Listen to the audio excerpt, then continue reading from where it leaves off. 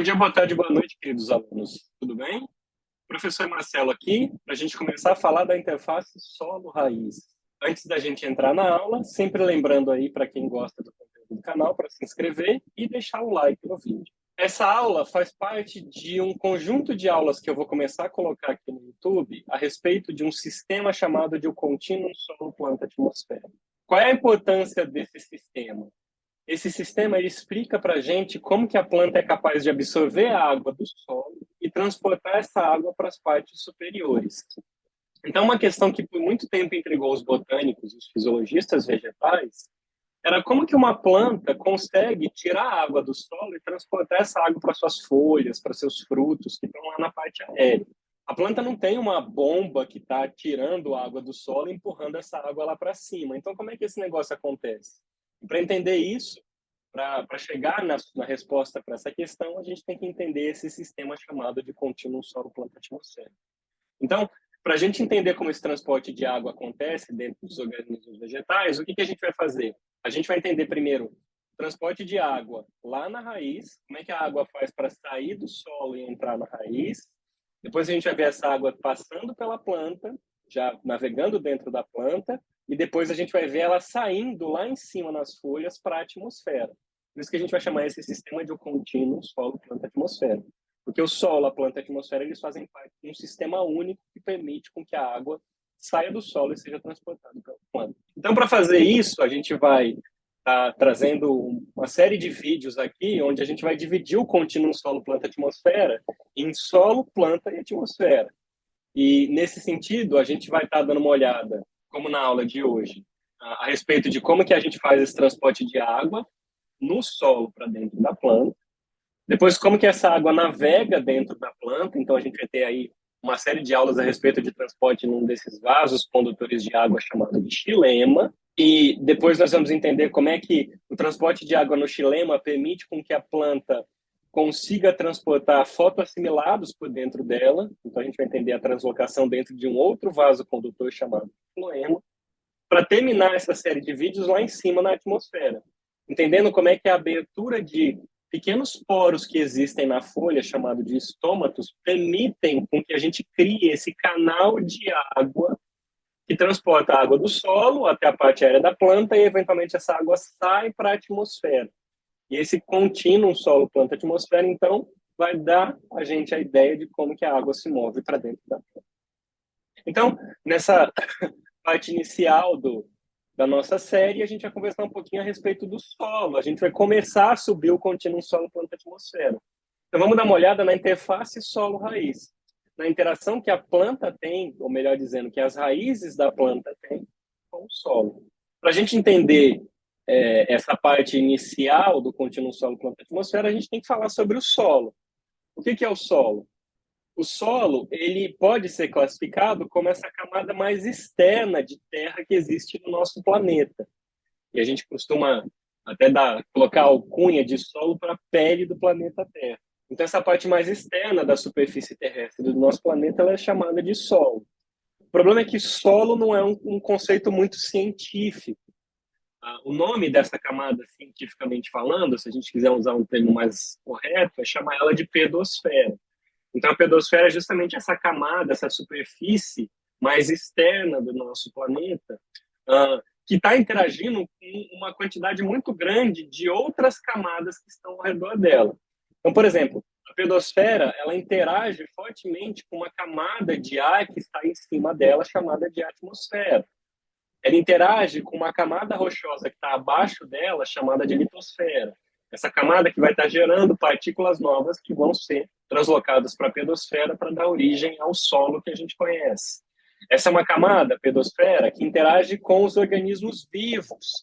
Então, por exemplo, as plantas, elas estão alocadas na pedosfera, elas ficam com as suas raízes presas na pedosfera. E essa camada de seres vivos a gente tende a chamar de biosfera. Então, a biosfera é altamente dependente da pedosfera para que os organismos consigam sobreviver. E a pedosfera interage também com uma camada líquida chamada de hidrosfera, que é a camada de água que existe no planeta. Então, veja que o solo, ou melhor dizendo, a pedosfera, ela é uma camada de terra que está interagindo com várias outras camadas, tanto de ar quanto de água, quanto de seres vivos, quanto de terra também, né, que está embaixo daquela camada, daquela superfície, que é o que a gente está chamando aqui de litosfera. Por conta disso, é sempre bom a gente entender que a pedosfera é uma camada que é muito modificada. Por essa ampla interação que ela tem com essas outras camadas, a gente vai estar vendo a pedosfera ser amplamente modificada, e todo o tempo ela está mudando. E óbvio que quando a gente está falando de vida, como eu já mencionei um pouquinho alguns segundos atrás, a pedosfera é talvez uma das camadas mais importantes que a gente tem do nosso planeta, né? As plantas, elas estão inseridas na pedosfera. Os animais estão caminhando pela pedosfera, estão se alimentando de plantas que estão inseridas na pedosfera, né? Então, ele é o meio de crescimento, a pedosfera é o meio que permite a presença de vida no nosso planeta. Além, claro, da hidrosfera, que nós temos seres vivos crescendo dentro da água também.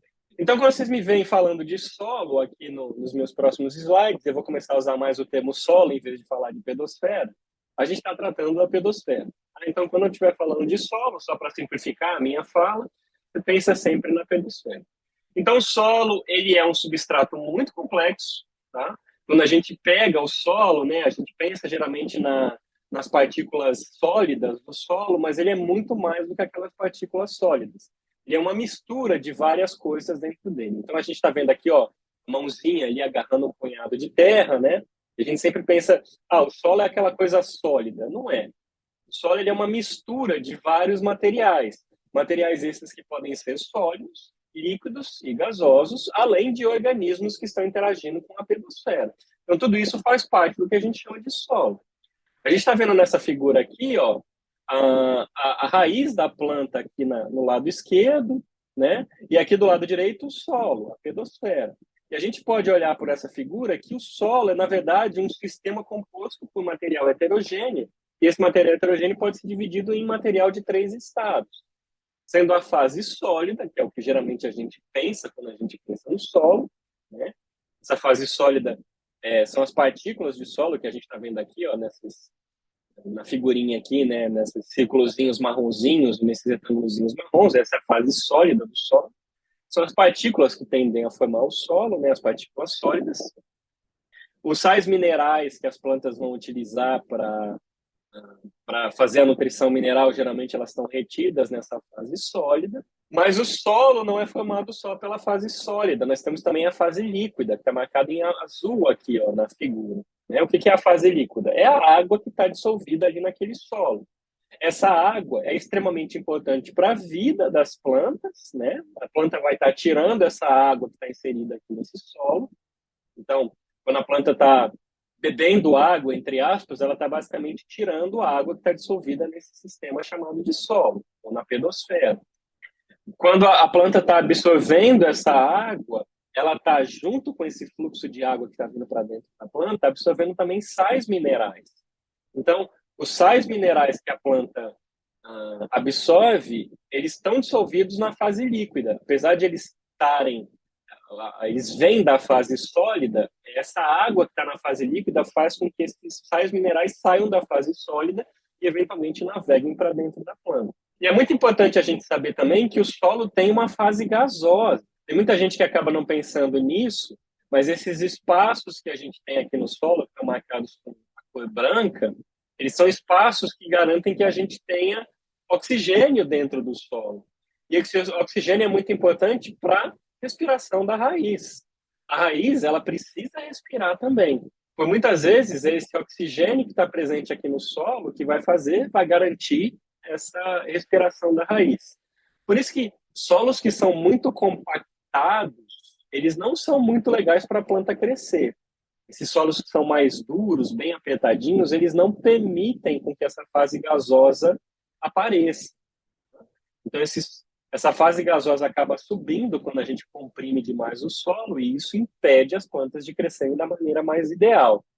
Então, na hora que você estiver colocando lá as plantinhas no solo, nunca é bom a gente apertar muito o solo, né? Além da gente estar comprimindo esse solo, tornando ele mais compacto, mais difícil da planta crescer ali dentro, a gente está impedindo essa fase gasosa de estar formada dentro desse sistema, tá? E além do que, essa compactação pode impedir também a entrada de água. Vamos conversar um pouquinho a respeito da composição do solo. agora. O solo, ele é basicamente formado por um conjunto de 3 partículas inorgânicas que são classificadas por conta do seu tamanho. Então, o solo é basicamente uma mistura de argila, silt e areia, sendo a argila a partícula mais pequenininha que a gente tem no solo, uma partícula menor do que 0,002 milímetros, a silt, uma partícula de tamanho mediano, 0,002 milímetros a 0,05 milímetros, e tudo que é maior que isso a gente vai classificar como sendo areia. Veja nessa figura a diferença de tamanho que a gente tem entre a areia, a silt e a argila. E essas diferenças de tamanho de partícula vão trazer propriedades diferentes para o solo. Então, a gente vai ver já já que dependendo da porcentagem de areia, silt e argila que você vai ter no seu solo, você vai ter propriedades diferentes para aquele solo. Quando você manda um solo para fazer uma análise, você pega lá um punhado de solo da tua fazenda e vai mandar esse solo para fazer uma análise, né? Você quer ver como que aquele solo é formado. Uma das coisas que essa análise de solo vai te entregar, uma das informações que ela vai trazer para você, é justamente qual é a porcentagem de areia, silt e argila que você tem no seu solo. E aí a gente vai olhar para dentro desse triângulozinho que a gente está vendo aqui, ó, para classificar esse tipo de solo que você tem. Então, dependendo da porcentagem de cada uma dessas partículas, a gente vai ter um solo de característica diferente. Então, ó, as misturas de partículas vão trazer características diferentes de solo, propriedades diferentes de solo. E aí a gente pode olhar para essa tabela aqui, ó, para a gente dar uma olhada em como que essas partículas trazem propriedades diferentes para o nosso solo. Lembrando que a areia é a partícula de tamanho maior, a silt de tamanho médio e a argila de tamanho bem pequenininho. A gente pode tirar dentro dessa tabela aqui algumas coisas que são bem legais para a gente conversar a respeito de crescimento de planta. Por exemplo, a capacidade de campo. O que é a capacidade de campo? É a quantidade de água que o seu solo pode reter. Então, quanto maior é a capacidade de campo, maior é a capacidade que o teu solo tem de reter água dentro dele. Veja que solos arenosos, eles têm uma baixa capacidade de campo, ou seja, eles não conseguem reter água muito bem. Por que isso acontece? Isso acontece porque a areia, por ser uma partícula muito grande, ela não consegue reter água ao redor dela. Então, quanto menor é a partícula, maior é a capacidade daquele solo, ou melhor dizendo, daquela partícula de reter água. Então, veja que quanto menor é a partícula que você tem no solo, maior é a capacidade de campo daquele solo. Então, geralmente, solos arenosos têm uma baixa capacidade de campo, solos com silt uma capacidade média e os solos argilosos com uma capacidade de campo alta. Quanto mais argila você tem no solo, maior vai ser a chance do seu solo ficar mais tempo umedecido. Nesse sentido, a gente pode pensar na taxa de drenagem, ó, que é uma característica que vem junto com a capacidade de campo. A taxa de drenagem é o quão rápido a água anda por dentro do teu solo. Então, veja que os solos arenosos eles têm uma taxa de drenagem muito rápida. O que isso significa? Significa que quando você joga um punhado de água dentro de um solo arenoso, essa água ela anda muito rápida pelo solo, ela tende a entrar muito rápida no solo. Isso tem a ver com a capacidade de campo. Por quê? Porque quando a água está navegando por dentro do solo, ela está indo mais para o fundo do solo, isso quer dizer que o solo não está retendo bem aquela água, né? Se tem uma drenagem rápida, significa que a água está andando muito rápida no seu solo. E com isso o solo acaba tendo uma capacidade de campo menor. Então veja que quando a gente pensa na argila, a gente está falando de uma drenagem lenta. Aquela água ela fica mais presa dentro do solo, né? Você joga um punhado de água, um copo de água na argila, você vai ver que aquela água ela demora mais para entrar dentro do solo e ela tende a ficar mais tempo retida dentro daquele solo. Tá? Essas características de capacidade de retenção de água e de drenagem, elas são muito importantes para a produtividade. Então, para crescimento de planta, solo arenoso em termos de retenção de água, eles não são bons, né? Você vai ter que ficar sempre dando água naquele solo para você conseguir fazer aquela planta crescer ali. Então, a planta precisa de água para crescer e não é legal um solo que não consiga reter essa água. Então, a nível geral, os solos argilosos eles tendem a ser mais férteis do que os solos arenosos. Só que a gente tem que olhar também porque a gente chama de aeração. Por a partícula de solo da areia ser maior, a capacidade de aeração desse solo é maior também. Então, a capacidade de oxigênio e outros gases permearem por aquele solo arenoso é mais fácil. Já porque você tem uma partícula maior, é mais fácil de você fazer esses gases entrarem. Já um solo argiloso ele é mais pobre em aeração, né? Por essa partícula ser menor, ele se torna um solo mais compacto e por isso a gente tem uma certa dificuldade na aeração aqui, né? Então, a nível de aeração, o solo argiloso ele é pior do que um solo arenoso para o crescimento de plantas, né? Porque ele tem essa certa problemática a nível de retenção de gases ali dentro. Vamos olhar aqui embaixo agora, ó, taxa de aquecimento. Os solos arenosos, geralmente, eles aquecem mais rápido. Se você já foi para a praia, você sabe do que eu estou falando. Você vai caminhar na areia lá para o meio da manhã, você vê que aquela areia já está bem quente, né? Isso tem a ver justamente com a baixa capacidade do solo arenoso de reter água, e a água é um bom isolante térmico. Já ao contrário aqui para o solo argiloso, né? Por ele conseguir reter uma quantidade de água maior, ele tem uma taxa de aquecimento mais lenta. Então, ele aquece mais lentamente. Novamente, mais um ponto positivo para a argila aqui quando a gente está falando de crescimento de plantas. Vamos olhar aqui para baixo agora para duas propriedades que são correlacionadas, que é o extravasamento de poluentes e o armazenamento de nutrientes dentro do solo. O que essas duas propriedades têm em comum?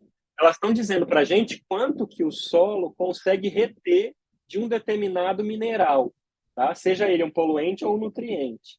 Geralmente, os solos arenosos, eles não conseguem reter bem nutrientes, eles não conseguem reter bem moléculas dentro dele. A gente já vai ver por que isso acontece.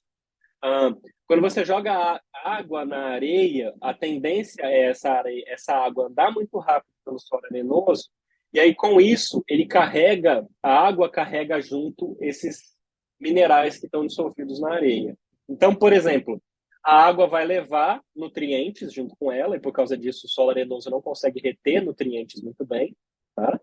E poluentes também, né? Então, aqui a gente está falando de um ponto negativo, que é o solo arenoso não consegue reter nutrientes, mas ele também extravasa poluentes mais rápido. Tá? Então, por exemplo, vamos supor que você está com um solo lá contaminado com mercúrio. O solo arenoso ele tem uma capacidade de se limpar mais rápido desse mercúrio, porque ele extravasa muito rapidamente esses poluentes. É quando você vai lá para a argila, é justamente o oposto. A argila tem uma maior capacidade de reter esses minerais, né? Então, os nutrientes ficam armazenados mais tempo na argila, só que os poluentes também. A gente vai entender já já também, ó, por que os solos arenosos eles são pouco resistentes à mudança de pH. Então, qualquer coisinha que você tem a nível de alteração de pH, você muda rapidinho na areia. Vamos supor, você jogou um pouquinho de calcário na areia, você já muda o pH dela super rapidamente. Então, você tem uma baixa resistência a essa mudança de pH. É super comum, super fácil de você mudar o pH da areia. Não é fácil de você fazer isso no argila, tá? No solo argiloso. Ele tem uma maior resistência à mudança de pH. Esses processos todos aqui, ó, esses três daqui de baixo, a gente vai entender já já por que eles se dão. Isso tem a ver também com, além da capacidade de campo e da taxa de drenagem, tem a ver com a carga das partículas que formam esses solos. Só para a gente terminar aqui a análise dessa tabela, é sempre a gente está fazendo a comparação de solos com uma partícula grande, que é a areia, com solos com uma partícula pequena, que é a argila. Veja que a silt está sempre no meio, né? Então, para essas propriedades que a gente conversou aqui, ó, veja que a silt está sempre com o médio ali, né? Vamos falar então aqui ó, a respeito do que forma esses tipos de solo, né? A partícula que forma a areia geralmente é esse óxido de silício. Já a argila é o que a gente chama de aluminosilicato. Então, são essas duas partículas, essas duas moléculas que vocês estão vendo aqui. Veja que a areia ela não tem carga líquida, ela é uma molécula neutra. Tá? E quando a gente olha para o aluminosilicato, na argila, a gente está vendo uma carga negativa aqui. Ó. O que isso quer dizer para a gente? Isso quer dizer que a areia não tem carga, os solos arenosos eles não têm carga, e os solos argilosos eles têm carga negativa. Aí você pode estar pensando, bom, e o que a carga tem a ver com a importância da gente estar estudando esses tipos de solo diferente. Tem a ver com a capacidade que esses tipos de solo têm justamente de reter nutrientes. Tá? Veja aqui no que está escrito no direito, aqui, ó, no slide. A maioria dos nutrientes necessários para as plantas crescerem, eles são cátions, ou seja, eles são átomos de carga positiva. Tá? A gente está vendo aqui, ó, cálcio, magnésio, potássio. Veja que tudo a gente tem uma cargazinha positiva aqui. Se a gente está trabalhando com nutrientes de carga positiva, quando eu jogo esses nutrientes no solo, se eu tiver um solo com carga negativa, o que vai acontecer? Esse nutriente ele gruda no solo. Então, isso é maravilhoso para a planta. Os solos argilosos, eles têm essa capacidade de reter nutrientes minerais. Tá? Então, a gente está vendo aqui, ó, uma partícula de argila negativamente carregada na figurinha. E olha o que a gente tem associado nessas partículas negativamente carregadas de argila. Nutrientes minerais. Os solos arenosos, eles não têm carga, eles são partículas neutras. Ou seja, na hora que você joga um nutriente nesse solo, ele não interage com a areia. Então, o que acontece com esse nutriente? Ele tende a ir para o fundo, ele tende a ser lixiviado. Enquanto os solos argilosos, eles tendem a reter muitos nutrientes, os solos arenosos não retêm nutrientes. E isso está amplamente associado com fertilidade do solo. Por que os solos argilosos eles são mais férteis do que os solos arenosos? Além da capacidade do solo argiloso de reter mais água, ele tem essa capacidade de reter mais esses nutrientes minerais também. Ah, Marcelo, mas e os nutrientes com carga negativa? Nutriente com carga negativa é muito complicado para a gente dar eles para a nossa planta. Por quê? Porque esses nutrientes eles não interagem com partícula de solo nenhum. Tá? Nem com areia, nem com argila, nem com silt. Eles tendem a ser lixiviados. Então, por exemplo, quando a gente vai dar nitrogênio na forma de nitrato, a gente geralmente vai ter que jogar bastante nitrogênio no solo, porque quando a gente joga água para esse nutriente entrar dentro do solo, ele tende a ser lixiviado. Independente de ele estar trabalhando, ele estar interagindo com areia, com argila, com silt, ele não interage com ninguém. Tá? Ele não fica preso em partícula nenhuma. Mas só para a gente voltar aqui, para a gente entender o que é mais importante desse slide que a gente está vendo aqui, solos argilosos tendem a ser mais férteis. Você tem mais água e retém mais nutrientes minerais. Tá? Porque eles são partículas de carga negativa e muitos nutrientes que a gente vai dar para a nossa planta apresentam carga positiva, que tendem a se associar com essas partículas. Dando um passinho para frente aqui, ó, a gente já vai voltar a falar um pouquinho da retenção de nutrientes, só para a gente terminar essa coisa de partículas que formam o solo. Existe um tipo de solo, que é o que a gente chama de solo preto, ou solo humus, né? Então, o que é esse solo? Esse solo ele não é formado por areia, argila e silt, mas ele é muito rico no que a gente chama de ácido úmico, que é esse produto que é uma decomposição de seres vivos. Tá? Então, seres vivos que morreram, foram decompostos, eles dão origem a esse composto chamado de ácido úmico, que vai dar origem a esse solo preto. Solo extremamente fértil, cheio de partículas negativas dentro dele, que vai levar esse solo a interagir bastante com partículas de cargas positivas, com isso, então, aumentar a taxa de retenção de nutrientes. Ele ele retém mais nutrientes até do que a argila. Então, esse solo preto é o melhor solo que a gente tem para crescer plantas. Claro, é o solo mais caro também, né? Você vai nessas casas de produtos agrícolas, os caras têm uma infinidade de tipos diferentes de solo preto, tipos diferentes de humus que você pode comprar. Vamos voltar ali para nossas partículas de solo quando a gente está falando da carga, para a gente entender uma propriedade de solo que geralmente vai vir também quando a gente faz análise de solo. A gente estava lá vendo que as partículas de solo arenoso, eles não têm carga, enquanto as partículas de solo argiloso têm carga negativa. E aí, por isso, a partícula do solo argiloso consegue reter carga positiva, né? Essa retenção de carga positiva é muito legal para as plantas, por quê? Porque você está retendo aqueles nutrientes, e esses nutrientes eventualmente vão ser trocados com a planta, né? Quando você joga um punhado de água nesse solo argiloso, então esses nutrientes eles conseguem sair do solo, ir para a fase aquosa e eventualmente entrar dentro da planta. Então, essa capacidade que o solo tem de reter esses nutrientes de carga positiva, ou cátions, eles vão influenciar a produtividade daquele solo. Então, a gente tem aqui uma propriedade do solo que a gente chama de capacidade de troca catiônica, ou CTC. Tá? Para quem trabalha com solo, é uma das propriedades mais importantes que a gente tem no solo. O que é a capacidade de troca catiônica? A capacidade de troca catiônica é a capacidade que o seu solo tem justamente de reter esses nutrientes de carga positiva, ou esses cátions, né? E eventualmente trocar eles com a planta. Por isso, capacidade de troca catiônica. Então, solos mais ricos em argila ou em matéria orgânica vão ter uma alta CTC, uma alta capacidade de troca catiônica. Por quê? Carga negativa deles vai fazer com que eles retenham mais cargas positivas, mais nutrientes de carga positiva, e eventualmente vão conseguir trocar esses nutrientes para a planta. Já a areia possui um baixo CTC. Essa característica é muito importante para a gente entender produtividade. Solos com uma alta CTC geralmente vão ter uma alta produtividade, e geralmente são solos que também protegem lençóis freáticos de poluição. Por que isso? Porque eles tendem a reter mais esses nutrientes, né? Então, se você joga água num solo arenoso, que não tem essa CTC muito alta, ele tende a lixiviar esses nutrientes muito rápido para os lençóis freáticos. Aí você contamina esses lençóis freáticos com essas partículas que são partículas de cargas positivas. A gente mede a CTC nessa unidade chamada de miliequivalentes de prótons por grama de solo. Prótons é basicamente um átomo de hidrogênio sem um elétron. Então, o átomo de hidrogênio é o átomo mais simples que a gente tem, né? Ele é um próton e um elétron. Quando você tira um elétron dele, você vira só o próton. Então, o H+, que vocês estão vendo aqui é o próton. Aqui, ó, alguns números dá para a gente comparar. Então, a areia, olha qual é a CTC da areia, geralmente. Os 2 miliequivalentes de prótons por 100 gramas de solo. A argila já tem uma CTC de 25 a 100. Quando a gente está olhando para aqueles solos humus, né, a matéria orgânica, a gente tem uma CTC extremamente alta, 250 a 400. Né?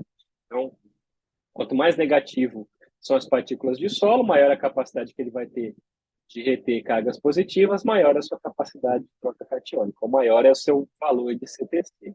Importante a gente tirar, qual é a lição que a gente tira desse slide? Quanto mais alta a sua CTC, maior é a capacidade de você reter esses átomos de cargas positiva, maior é a sua produtividade. Você está retendo mais nutrientes minerais nesse solo. Isso aqui, a CTC e essa capacidade de retenção de partículas, de moléculas de cargas positivas, ela é muito importante para a gente entender outra propriedade do solo, que é justamente o pH do solo. Tá?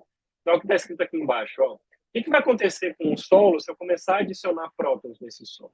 Tá? Então, se eu começo a adicionar essas moléculas de cargas positivas aqui no solo, os nossos prótons, vamos ver isso aqui, ó. Quando a gente está falando de acidez ou basicidade de um solo, o que a gente está falando? A gente está falando de pH. O que é pH? É a quantidade de moléculas de átomos de hidrogênio que você tem no solo. Tá? Então, solos muito ácidos, eles têm uma alta quantidade de prótons nele, ou uma alta quantidade desse H+, nele. E solos muito básicos têm uma baixa quantidade desse H+. O que vai acontecer se eu começar a acidificar um solo? Começar a jogar esses prótons no solo? Olha que interessante. O próton é uma molécula de carga positiva. O solo, a partícula da argila, por exemplo, ela tem uma carga negativa. Então, quando eu começo a jogar essas partículas de carga positiva, os prótons aqui no solo, o que vai acontecer? A partícula de solo começa a interagir com esses prótons. E aí você começa a saturar o solo com partículas, com prótons. Se você está saturando esse solo com essas partículas de carga positiva, o que vai acontecer com as partículas de outros átomos, o cálcio, o potássio aqui, ó? Eles vão parar de interagir com esse solo. Por quê? Porque esse solo já está interagindo com o próton, né? Já está interagindo com uma partícula de carga positiva. Olha a importância disso daqui.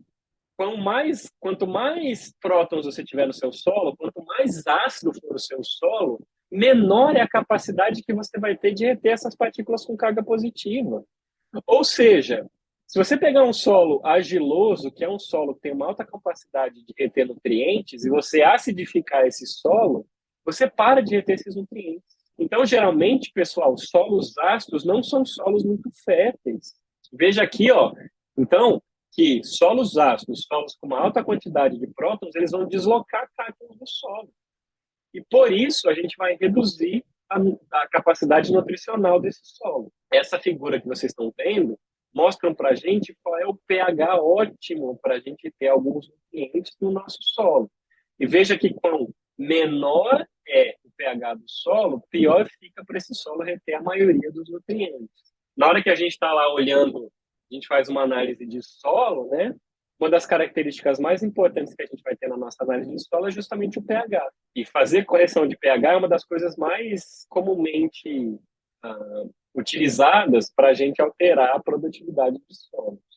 Lembrando também que jogar muito nutriente no solo pode ser prejudicial para uma planta. Tá? Você pode pouco nutriente não é legal para uma planta, ela vai estar sofrendo com ausência, só que excesso de nutriente pode causar um problema também. Você pode estar salinizando aquele solo. Então, excesso de nutriente não é legal para uma plantinha. A gente vai ver em outras aulas que muitos nutrientes no solo reduzem uma propriedade do solo chamada de potencial osmótico. Essa redução de potencial osmótico faz com que a água fique mais tempo presa no solo e ela não consegue sair para ir para a planta. Então, um solo salino, geralmente, ele é um solo que a planta não consegue tirar a água dele. E ela acaba morrendo cozida naquele solo por não conseguir tirar a água dele. É muito importante a gente saber também que quando a gente está colocando nutrientes num solo, a gente vai ter que colocar água naquele solo também, justamente para a água, então, lixiviar aquele solo, para ela fazer o solo entrar, né? Os sais minerais entrarem dentro do solo. Existem alguns minerais que são tóxicos para a planta, que mesmo em quantidades baixinhas, eles podem causar problema para a planta, como alumínio, mercúrio, né? Algumas plantas não conseguem cádmio, não conseguem lidar muito bem com esses minerais, e por causa disso a gente pode levar a intoxicação. A gente está falando aqui de excessos de minerais no solo, a gente pode ter aqui minerais que não fazem bem para a planta mesmo em quantidade baixa, né? E podem gerar uma toxicidade mesmo em quantidades baixinhas. Existem plantas que conseguem lidar com excesso de minerais no solo, tá? Que são chamadas de plantas halófitas. Essas plantas elas desenvolveram mecanismos para lidar com essa alta quantidade de minerais, esses minerais quando estão em excesso ou esses solos salinos. Não sei se você que está assistindo esse vídeo já teve o privilégio de visitar um manguezal.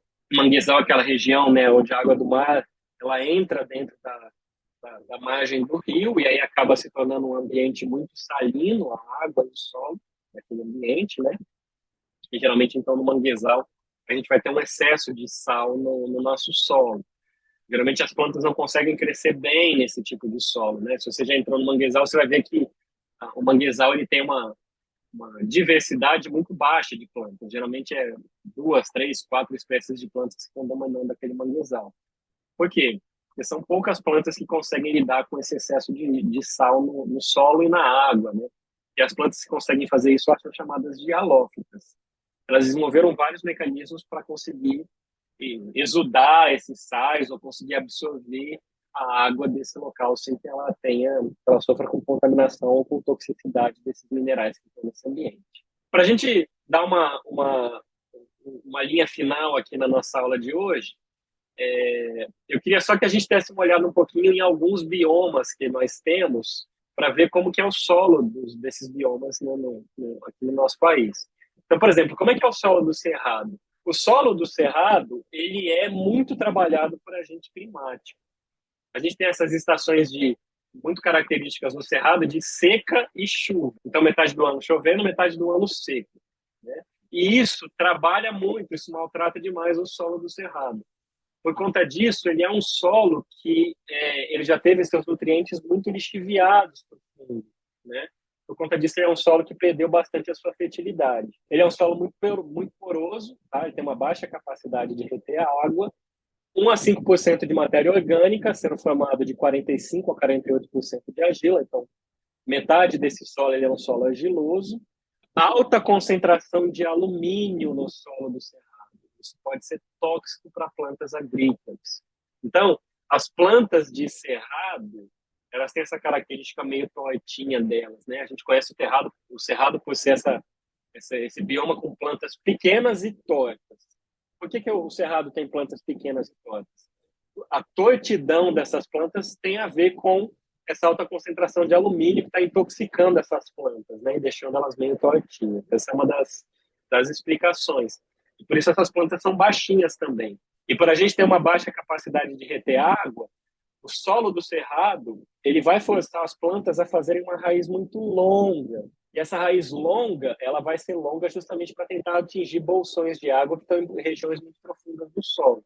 Então a gente diz que o cerrado ele é uma floresta de cabeça para baixo. Por quê? Porque a planta tem uma parte aérea baixa, uma parte radicular extremamente grandona, né? A parte radicular das plantas de cerrado ela é muito, mas muito maior do que a parte aérea. O solo do cerrado é muito ácido, tem um pH de 4 a 6. Está aqui a CTC de 3 a 5 mil equivalentes de prótons por 100 gramas de solo, bem baixa, tá? Então, um solo bem pouco nutritivo, bem pouco fértil. Só que ele é um solo muito fácil de corrigir. Então, quando a gente começou a ocupar essas regiões mais internas do Brasil, né, saindo aqui das regiões de Mata Atlântica, começando a colonizar essas regiões mais de cerrado, a gente teve problema para crescer nossas plantas de ambientes agrícolas aqui no cerrado, justamente por causa dele ser um solo muito pouco fértil, mas ele é fácil de corrigir. Então, mexendo um pouquinho nesse solo do cerrado, a gente já consegue fazer ele se tornar um solo fértil, tá? Então, basicamente, a gente corrige esse pH com calcário, faz adubação fosfatada e potássica e você consegue fazer as plantas de potencial agrícola crescerem bem aqui nesse solo. Uma coisa muito importante para a gente saber do solo do cerrado é que ele é um solo que está interagindo muito com fogo. No final da estação seca do cerrado, é aquela estação onde vai começar a chover, né? A gente vê raios caindo ali no cerrado e esses raios vão dar origem a fogo. Esse fogo vai ser rapidamente apagado, né, pelas chuvas que vêm depois. Então, quando o fogo acontece de maneira natural no cerrado, ele é um fogo benéfico. Por quê? Porque o fogo vai queimar essa matéria orgânica seca que está aqui na superfície do solo e trazer para o solo nutrientes minerais. Então, veja aqui essa imagem. Ó. Essa imagem está mostrando para a gente o que acontece com o solo do cerrado depois da passagem do fogo natural.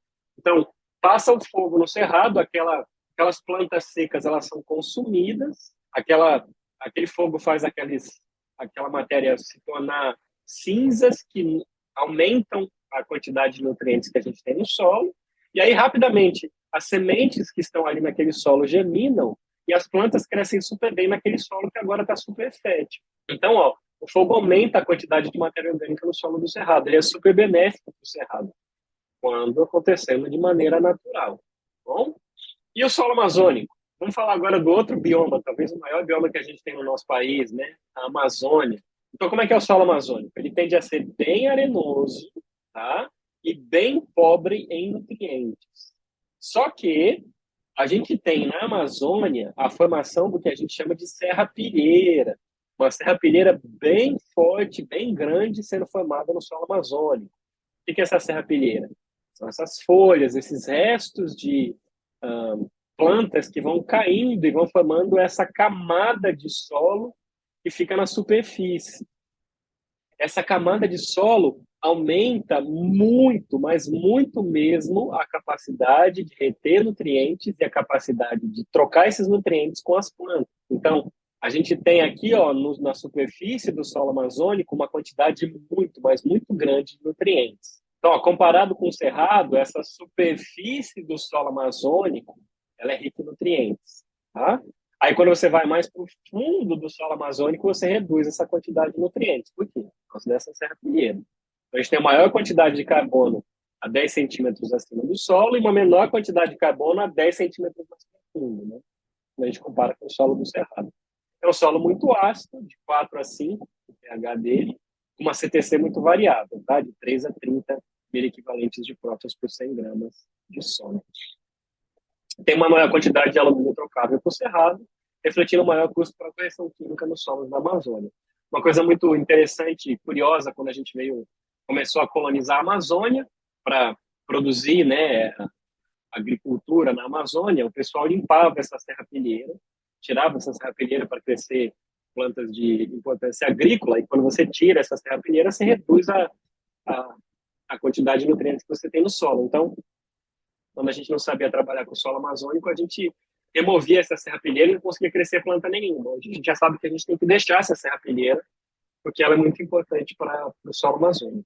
Pessoal, com isso a gente encerra essa aula aqui a respeito das propriedades do solo. No nosso próximo vídeo, a gente vai ver agora como é que as raízes interagem com esse solo e como é que elas fazem para tirar água e nutrientes do solo. Agora a gente já conhece o solo, vamos olhar para a raiz. A gente vai dar continuidade, então, nessa interface solo-raiz, olhando para a raiz. Bom, vejo vocês no próximo vídeo.